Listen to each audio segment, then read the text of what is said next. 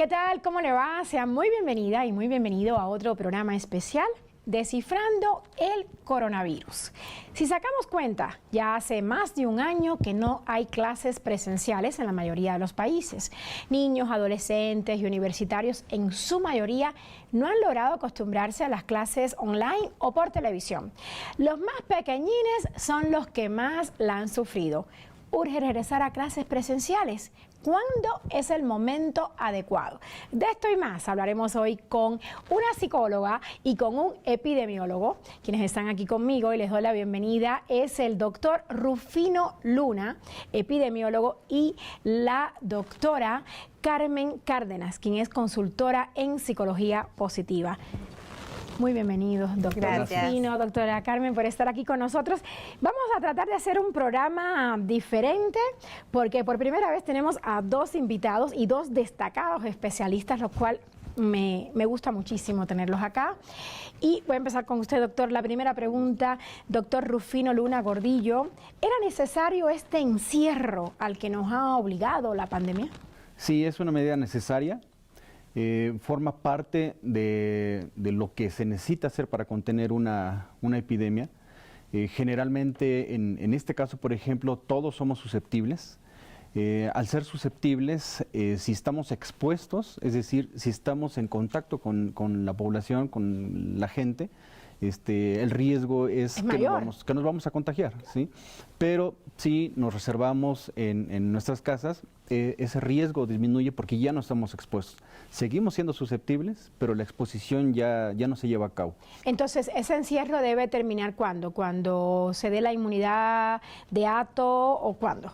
Eso sí es difícil de determinar, porque incluso ahora que ya existe la vacuna, no existe, a pesar de tener ya inmunidad, digamos, la posibilidad de no contagiarse. Aún con la vacuna podemos contagiarnos. Lo importante aquí es que sigamos con las medidas de prevención. Precisión importante. Y que pues no sigamos siendo expuestos. En este momento los niños que son susceptibles no están expuestos. Ajá. En el momento en que se llevan a las aulas, se pasarán a ser personas expuestas y por supuesto van a correr el riesgo de contagiarse. Justo de eso le voy a preguntar, pero después, porque quiero que la doctora Carmen Cárdenas nos diga qué tan afectados se han visto los estudiantes en general. Bueno, desde los pequeñines, y yo sé mucho de esto porque tengo una niña de 4 años, hasta los universitarios, con esto de clases a distancia y el encierro, que como dice el doctor, sí fue necesario y todavía sigue siendo necesario, ¿no? A nivel emocional, para muchos niños, este encierro ha implicado por primera vez la posibilidad de tener a su papá y a su mamá juntos, ¿no? O a uno de los dos. O a uno de los dos, o a la abuelita, o no, estar al cuidado de alguien todo el tiempo. ¿Por qué? Porque en una dinámica normal, pues papá y mamá trabajaban todo el día y el niño muchas veces se quedaba al cuidado de alguien extraño. Entonces, por primera vez en muchas generaciones, ¿no?, tenemos chiquitos que están bajo el cuidado de mamá y papá. Que la dinámica al interior de las familias sea diferente, eso ya es otro tema, ¿no? Porque tenemos chicos que desafortunadamente bajo este encierro pues están sufriendo situaciones de violencia familiar importantes. Lamentable. ¿No? Descuido, alcoholismo por parte de los papás, sobre todo si se perdió a un ser querido dentro de la familia, pues esto también tiene un impacto en la dinámica y en las relaciones dentro de la familia. Pero por el otro lado también tenemos chicos que no quieren regresar a clases, ¿no?, que se sienten cómodos y se sienten seguros con esta convivencia familiar. Entonces, emocionalmente tenemos como un caldo diverso, ¿no?, en donde el cuidado y el regreso a clases tiene que darse de una manera muy cuidada. Si el día de mañana deciden que se abren las aulas, además de la exposición a la enfermedad, como lo comenta el doctor, lo que vamos a tener es que son niños que nuevamente cambian a una dinámica distinta, ¿no? Hay un estudio que está realizando el doctor Carlos Pérez del grupo de Transpersonal, en donde él ha interpretado los dibujos que están haciendo los niños con dibujos que hicieron niños en situación de guerra y encuentra situaciones muy parecidas en cuanto a cómo están viviendo los niños este encierro. Cómo para ellos, de pronto nosotros como papás, el que nuestros niños exijan un cuidado excesivo puede llegar a ser hasta desesperante cuando tenemos una cantidad de trabajo, pero esa es una de las señales en las que el niño está diciendo me siento estresado, te necesito, ¿no? No sabe expresarlo como nosotros los adultos lo podemos expresar, pero él lo expresa a partir de señas donde te hace saber que te necesita, que quiere que estés a su lado. ¿Qué tipo de dibujo sería ese? Por ejemplo, trazos con muchos colores en negro, muchos rayones, los dibujos, por ejemplo, sin manos, ¿no? Los dibujos de las personas sin manos o con manos muy cortas, donde de pronto dentro de una hoja el niño satura muchas cosas. Entonces, son interpretaciones que a nivel de psicología infantil te pueden hablar de una situación de estrés, ¿no? Hoy mismo reviso los dibujos de mi hija. Y por el otro lado también está la vertiente académica. En este sentido, a título personal, creo que la educación tiene una deuda muy grande con los papás, ¿no? Porque el sistema de educación. El sistema de educación, porque desde hace muchos años se supone que las escuelas deben estar trabajando en un enfoque por competencias. Y en la pandemia, los papás se dieron cuenta que esas competencias no existen, ¿no? ¿Qué significa esto, doctor? El sistema por competencias o la educación por competencias es desarrollar habilidades en los niños, habilidades socioemocionales, habilidades para la vida, le llaman, habilidades donde el niño tenga la capacidad de resolver un problema por su propia cuenta, donde desarrolle este sentido de autonomía para que de manera creativa llegue al resultado de un problema, ¿no? Y frente a la pandemia tenemos chiquitos, sobre todo a los que se les ha exigido mucho tiempo de atención frente a la computadora, por ejemplo, donde pierden la atención muy fácilmente de lo que las maestras están tratando de decirles o de enseñarles, donde además está una exposición de muchos estímulos que de manera simultánea no les están permitiendo focalizar esa atención y llegar a un resultado. Es decir, está la computadora, pero de pronto el escritorio o la mesa de la casa se convierte en la oficina y entonces donde el niño está estudiando, muchas veces están mamá y papá trabajando, el niño no tiene regularmente un espacio. Pero de esto que nos dice, ¿ha sido complicado? Ha sido muy complicado, porque entonces los periodos de atención en los niños son mucho más breves.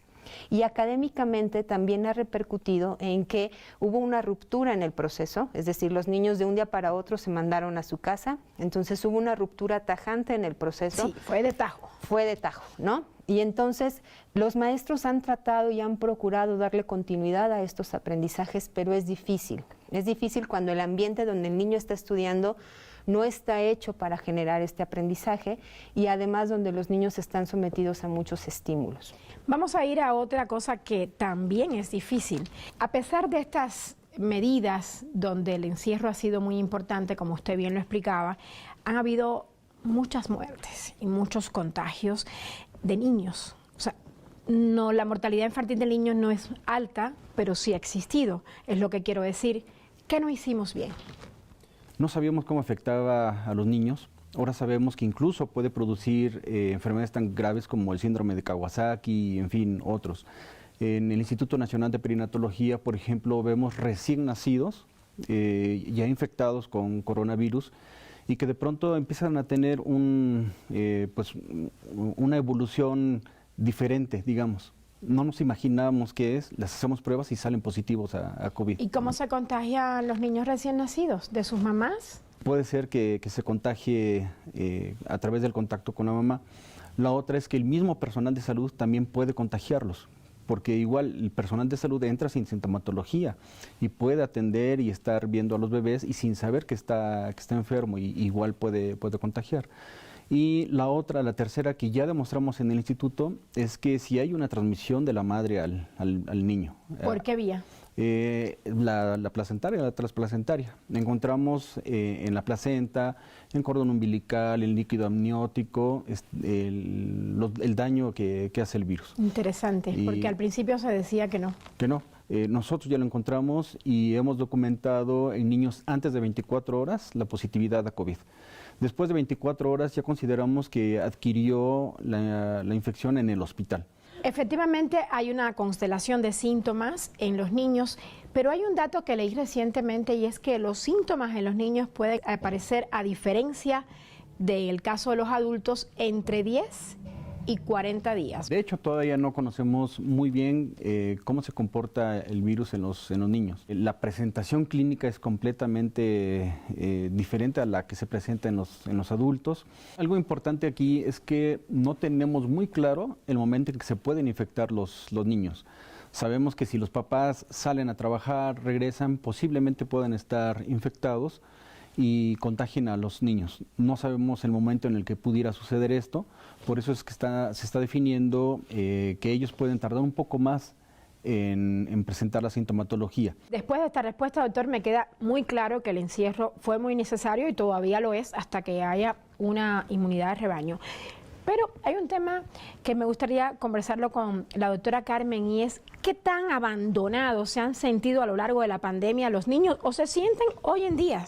Pues mira, los niños me parece que son la población más susceptible y más vulnerable, no solamente pues a nivel epidemiológico, sino también a nivel emocional.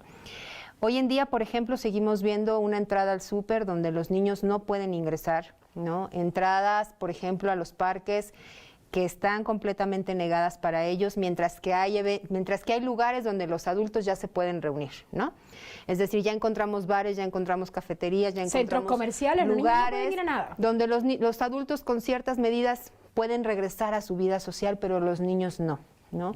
Si tienen vecinitos con los que antes salían y jugaban, pues ahora esa relación también se ha mermado, porque bueno, aunque el vecino sigue estando ahí, ya no puedo salir a jugar con él, ¿no? Entonces, para ellos es difícil entender la posición en la que están. ¿Por qué los otros sí pueden y por qué yo no puedo? ¿Qué hay que decirle al niño? Cuando nosotros les decimos es que no se permite la entrada a niños, ¿por qué? ¿Por qué los adultos sí y por ¿Qué le qué yo decimos no? a un niño? Explicarles a los niños, por ejemplo, que ellos no pueden ingresar a un lugar, es difícil que lo entiendan. En el esquema de vacunación son los últimos, van a ser los últimos en vacunarse, es decir, pretendemos que ellos sean los que estén en el último lugar de inmunización, pero por otro lado nos contradecimos al pretender que queremos que regresen a las actividades del aula, ¿no? Es como contradictorio este aspecto. Se entiende y por supuesto se llega a ver la necesidad de que se abran las escuelas, pero por otro lado también los niños tienen que estar preparados para este regreso. Bueno, es que no hay vacuna aún para los niños. Exactamente. ¿Sí habría que vacunar a los niños antes de que regresen a clase o es suficiente con vacunar a los maestros? No creo que sea suficiente. Aún con la vacuna tenemos la posibilidad de infectarnos, tenemos la posibilidad de infectar a otras personas. Importantísimo eso, doctor. Es muy importante. Hay otro tema que a mí me ha preocupado mucho durante esta pandemia como mamá, y también escucho a mis compañeros aquí en Telesur todo el tiempo preocupados por esto, y es el tema de que los hijos pasan ahorita mucho tiempo en la computadora porque toman clases o de forma online o frente a un televisor. Y por otro lado, no hacen ejercicio, tienen muy poca movilidad, están siempre en un solo sitio. ¿Esto qué problemas está trayendo y va a traer a la larga, doctora Carmen? Pues hay todo un desorden en el proceso, los procesos metabólicos del niño, ¿no? Es decir, al estar mucho tiempo sentados, cualquier niño o adulto pues empieza a padecer problemas en su metabolismo. Pero también el hacinamiento, el hecho de que estén muchas personas en un solo lugar, el sedentarismo, el hecho de que los niños no se muevan, limita también su capacidad motriz y su capacidad de atención. Un niño por naturaleza se tiene que mover, un niño por naturaleza tiene que buscar y debe tener un espacio donde correr, donde salir, donde ejercitarse, porque esto también es fundamental para el desarrollo de su cerebro de manera óptima. Si este sedentarismo sigue permaneciendo como hasta ahora, no podemos esperar que los niños cuando regresen a clases regresen con todas las habilidades y todos los focos prendidos listos para aprender. Tenemos que empezar como maestros por reactivar estos canales sensoriales de los niños que han estado pues como en stand-by durante todo este año. ¿Se podrán recuperar pronto esas habilidades? En teoría se pueden recuperar pronto, van a requerir de mucha atención. En este momento es una oportunidad de oro, ¿no? Porque es la oportunidad en la que las escuelas tienen la facultad de revolucionar sus procesos educativos. Justo en este tema, doctora, le propongo hacer una breve pausa y también a usted, doctor Rufino, para luego continuar con este programa especial sobre cuándo es oportuno regresar a clase. Volvemos pronto.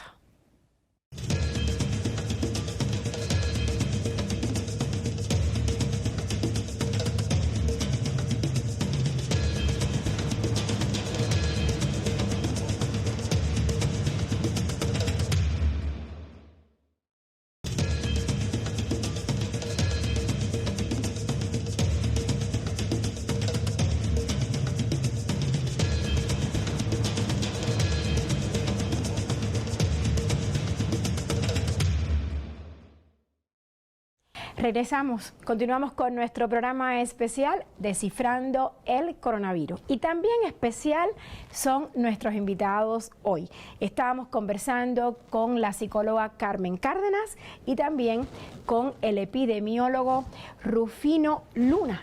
La doctora Carmen dice de regresar en estos momentos es una oportunidad de oro. ¿Este es el momento de regresar a clases o cuándo es el momento adecuado de regresar a clases? En varios países han intentado regresar a clases y bueno, al aparecer nuevas olas de COVID han tenido que volverlas a cerrar. De hecho, el momento para regresar a clases es cuando tenemos controlada la pandemia, la transmisión, que los hospitales han disminuido su carga de hospitalización. Ese es el momento en el que a lo mejor podríamos intentar regresar. Pero pensar, por ejemplo, que los niños van a regresar a lo que era antes ya no funciona. O sea, esta metodología de llenar libros, ¿no? Y esta metodología de tener cuadernos llenos, hoy por hoy demostró en la pandemia que no funciona. ¿Y cómo entonces va a ser?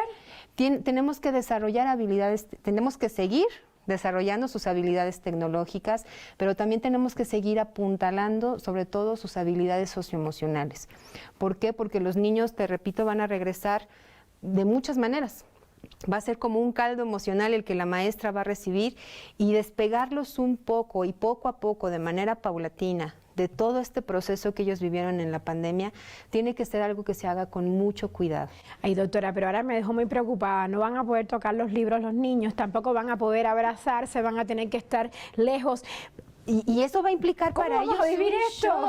Eso va a implicar para ellos un shock, ¿no? Bien decía ahorita el doctor, los maestros se tienen que preparar.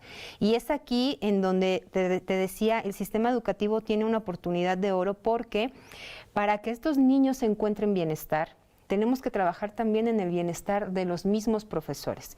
Nuestros maestros están inseguros de querer regresar a clases, tienen miedo de estar expuestos, no saben en qué condiciones van a regresar. Muchos de ellos presionados un poco porque, bueno, pues es su fuente de ingresos, ¿no? Entonces, no puedes tener un maestro con miedo dando clases, porque entonces eso lo va a recibir el niño.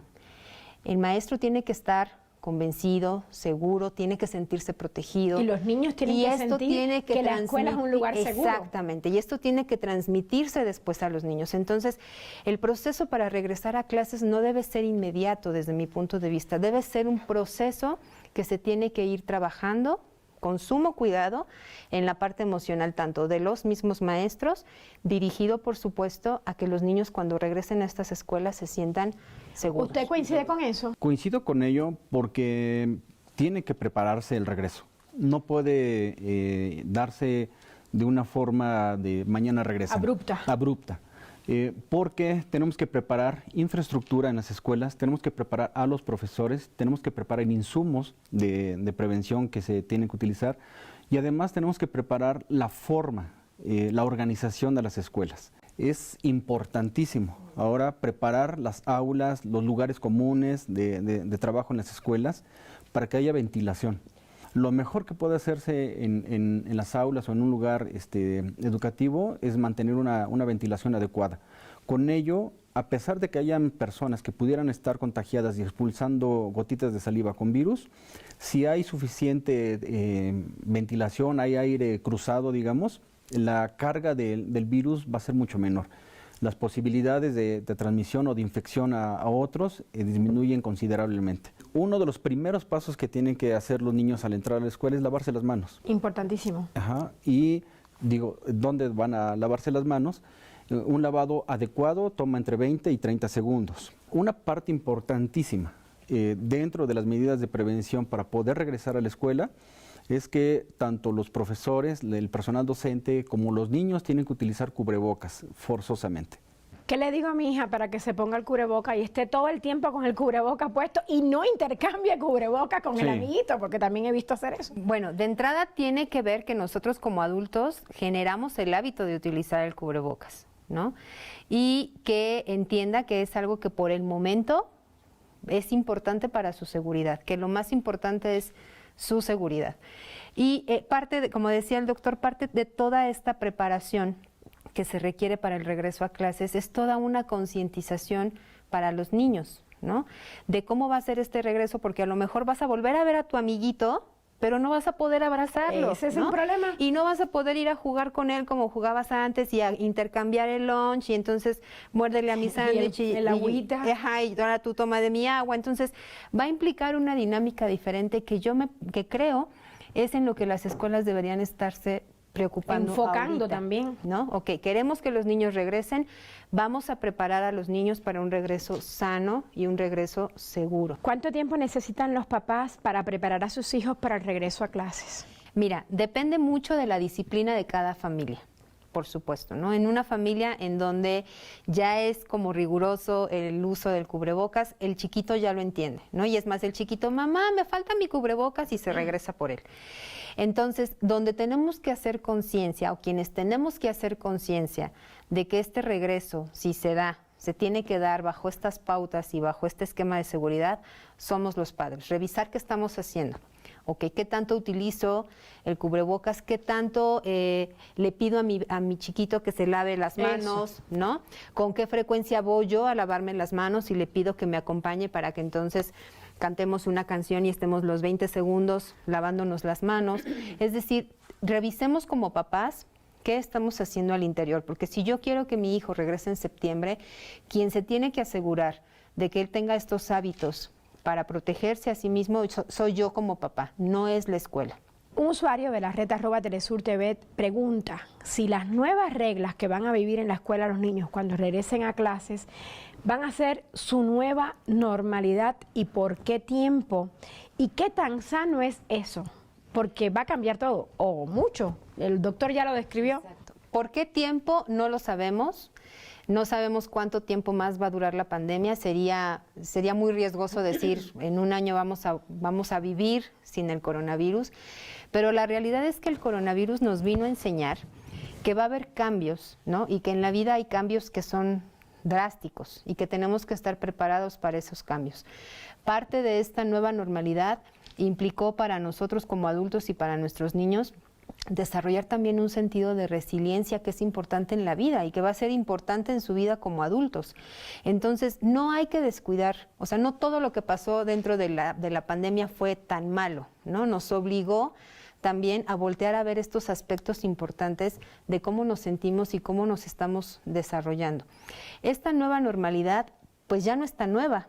O sea, ya para los niños es... No, me refiero a cuando entren a clase ya va a ser una nueva normalidad porque ya no se van a poder abrazar, ya van a tener que pasar por ese filtro que el doctor dijo. Va a implicar muchas otras cosas. Claro, esta nueva normalidad va a implicar un proceso de adaptación. Sí. Yo cambiaría el concepto de nueva normalidad por un concepto que se llame reconexión educativa, ¿no? Me gusta. Reconectarme emocionalmente con mis compañeros, pero desde una dinámica distinta. O sea, reconectarme con mi maestro, reconectarme con mis libros, con mis estudios, con mis notas, reconectarme inclusive hasta con la tecnología, ¿no? Hoy tenemos muchos niños, sobre todo de primaria baja, preescolar, que ya están hartos de la computadora. Definitivamente, ¿no? Pregúnteme a mí. Entonces, ¿cómo le vamos a hacer? Pensemos, como instituciones educativas, ¿cómo le vamos a hacer para generar en el niño esta motivación a utilizar la tecnología de nuevo? Pero con un sentido distinto, con una razón distinta. De hecho, antes de la pandemia, los papás tratábamos de que los niños no usaran todo el tiempo el celular. Era una distracción, pero ahora tanta pantalla todo el día, ya sea de televisión o de el equipo para poder tomar las clases. Así es. Es demasiado. Es demasiado. Entonces, no sabemos inclusive si dentro de estas opciones que se les den a los papás va a estar abierta también la opción de que a lo mejor quienes quieran seguir tomando clases a distancia lo puedan hacer. Bueno, en México es voluntario ir a la escuela, ya se ha dicho, lo ha dicho el presidente. ¿no? Porque no todos los papás tampoco están dispuestos a llevar a sus hijos a la escuela. Estamos terminando el programa y a mí me gustaría que nos hablara de las ventajas desde el punto de vista psicológico del regreso a clases paulatino, poco a poco o no. Porque hemos hablado de todos los problemas, pero ¿cuál es la parte positiva de este regreso a clase? Me parece que para las escuelas, para el sistema educativo en general, esta es una muy buena oportunidad de resignificar el proceso de aprendizaje, de dejar de centrarnos en que el niño adquiera contenidos y entonces enfocarnos a que adquiera las habilidades socioemocionales para hacerle frente a la vida. Porque hoy es coronavirus, pero mañana puede ser la crisis del agua y el niño va a necesitar nuevamente tener desarrolladas estas habilidades socioemocionales, en las cuales va a estar implicado, por supuesto, esta nueva manera de relacionarme con los demás. Y en la parte psicológica, para muchos chiquitos va a ser la oportunidad de cambiar de escenario, de salir de estos ambientes que pueden resultar un poco tóxicos a nivel familiar y entonces regresar, a lo mejor no a jugar con mis amigos como usualmente lo hacía, pero sí regresar a un entorno donde me siento seguro, donde vienen mis amigos, donde me distraigo, donde la maestra me quiere mucho, platico con ella. Se puede platicar, ¿no? En una nueva... Exactamente, ¿no? Donde aprendo otras maneras de comunicarme y entonces me voy preparando para regresar. Una última reflexión, doctor Rufino. No es la primera pandemia, ni va a ser la última. Y como dicen también por ahí, el coronavirus no estaba en los libros, vino a escribir los libros. Entonces, así como vino a escribir libros de medicina, también tenemos que escribir de docencia, de convivencia social, en fin, de muchas otras cosas más. Y nos tenemos que preparar como humanidad para poderlo hacer. Usted, doctora Carmen, una última reflexión para nuestro programa Descifrando el Coronavirus. Yo creo que esta pandemia y el posible regreso a clases o el próximo regreso a clases nos da la oportunidad también de reinventarnos como personas y de trabajar más desde el bienestar y para el bienestar de los niños. Importantísima esa reflexión y también lo que usted nos decía antes, doctor Rufino, en cuanto a que la pandemia, el SARS-CoV-2, este nuevo coronavirus, la COVID-19, términos que aprendimos recientemente y lamentablemente, pues han venido a reescribir los libros y también nos van a servir para que nosotros preparemos a nuestras chiquitas y a nuestros chiquitos para lo que se viene más adelante. Gracias, doctor Rufino Luna, gracias, doctora Carmen Cárdenas, por estar hoy con nosotros y a usted también les doy las gracias por estar una vez más con nosotros en este programa Descifrando el Coronavirus. Los veo en 7 días. Hasta la próxima.